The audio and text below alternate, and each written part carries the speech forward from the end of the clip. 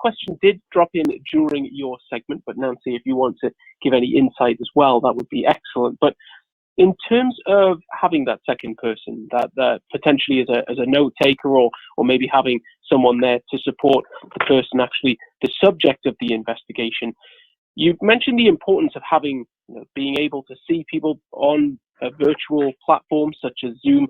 What about the other people? Is it important to have those visual as well, or would you suggest keeping the camera off on the likes of those taking notes or offering that support to the person being investigated? This is Daphne, and I'll jump in quickly, and then I think Nancy should jump in too on this. But I have had remote interviews where the other person the person I was interviewing with had representation, so they had an attorney present, and so they have also been on camera. I put that person on camera so that I can, say hello and kind of build a rapport with them too. I think it's weird to have a person there who's not being acknowledged. But when you're on Zoom, at least, you have the option of what kind of view you want. If you want speaker view or if you want gallery view with everybody who's participating. I keep it on speaker view so that I can, if the attorney jumps in with a question, then the camera's on the attorney, but usually it's mostly on the witness because the witness is the person that should be doing most of the talking. Yeah, I agree with all of that. And I would just add to that, what you don't want is you don't want your note taker distracting your witness in any way whatsoever.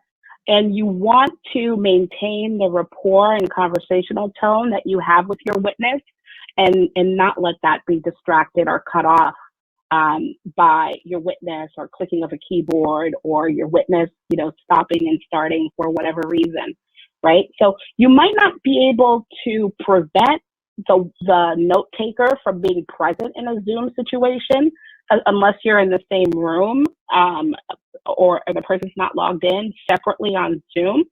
But it's also perfectly okay for the person to know, and the person should know that notes will be taken. So the key point is just to not have any distractions between you and the witness.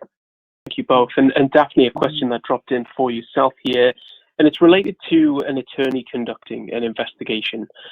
Once the investigation report is complete, if the investigation itself has been conducted by an attorney, would that report be subject to attorney-client privilege?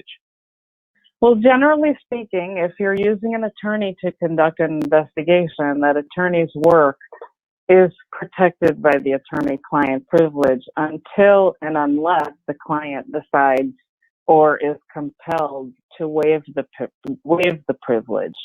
So, using a harassment case as an example, if company X gets sued by the complaining party because for sexual harassment, and the company says, we did what we were supposed to do. We hired Daphne to investigate. She conducted the investigation, substantiated it, and we fired the responding party. At that point, the company can't say, well, Daphne's report is covered by the attorney-client privilege and I'm not going to produce it. If you want to use that as a defense, you're either going to have to voluntarily produce, thereby waiving the privilege, or you're going to be compelled to because the court's not going to let you. And there are even times when the court, where courts have compelled these kinds of investigation notes and reports to be produced in discovery, even over the employer's objections. So I think that when you have an attorney that's doing an investigation, it's really, really important to make it clear to your whoever you're dealing with on the client end, whether it's in-house counsel or the president of the company or whatever. I tell people, look, our conversations are covered by the attorney-client privilege, but that might not always be the case. So you should be really careful in, what you talk to me about. Talk to me. Let's keep it to the facts. Don't share your opinions with me. because, you know, what we talk about might someday become discoverable. And when they ask me questions like, oh, what should we do about this? Or what are your recommendations? I say, you should talk to your advice and counsel about this, not me, because I'm acting as a neutral investigator.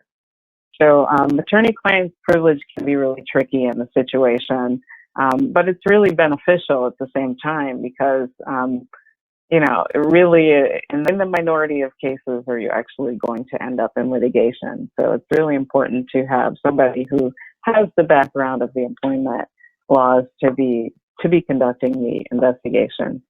Nancy, did you have anything to add to that? No, I agree with all of that.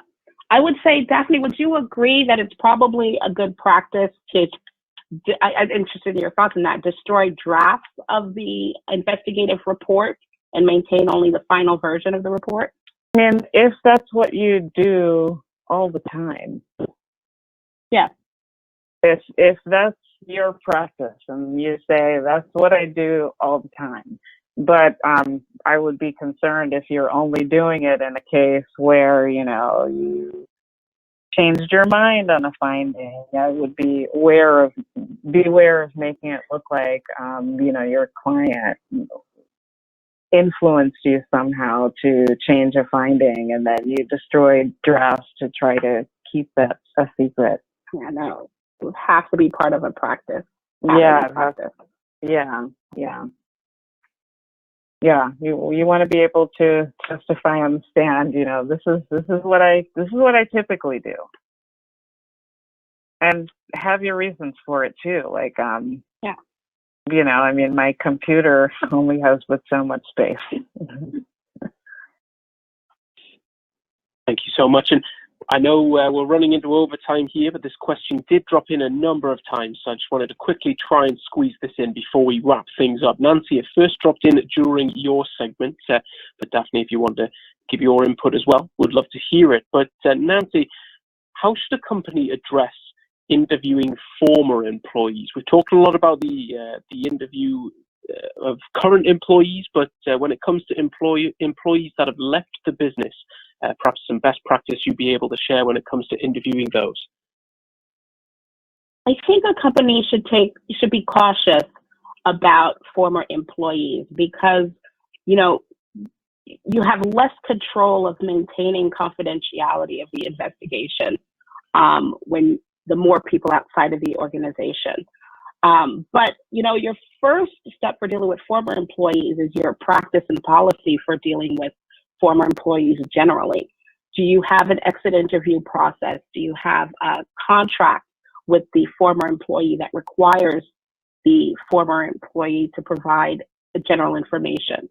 Did you leave on good terms? Is there any animosity that the former employee holds against the company? Because if there is, you might want to reconsider whether or not you should, in fact, interview the former employee. So it goes into, you know, deciding who has the more relevant information. And then then all you could do really is reach out, assuming that, you know, things weren't on horrific terms, left on horrific terms, reach out and try to obtain information voluntarily. You may want to consider that the former employee may want to have counsel present, and you may want to consider that they may request that the company pay for that counsel to be present on behalf of the former employee. So the additional costs of interviewing former employees might factor in to a company's decision to engage the former employee as a witness in the investigation. Daphne, anything else?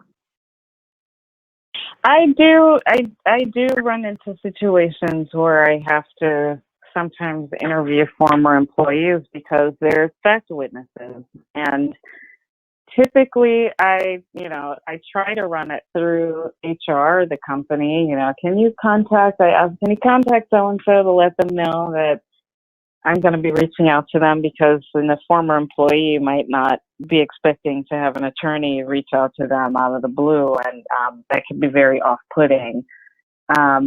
But I do reach out. Sometimes I just reach out to people directly, and sometimes former employees do have an axe to grind because they left on bad terms. But that's something that I think you take into account. That you have to take into account when you're looking at people's credibility and motives. But sometimes, former employee also has no stake in the game, so they can. Which makes them quite credible. So, yeah, former employees are witnesses too that should be contacted if they might have relevant information. And I would add to Daphne's point, I would just add that all of your requests to speak to employees, current and former, should, unless for some reason HR is the subject of the investigation, should be filtered through a company's HR executive. Yeah.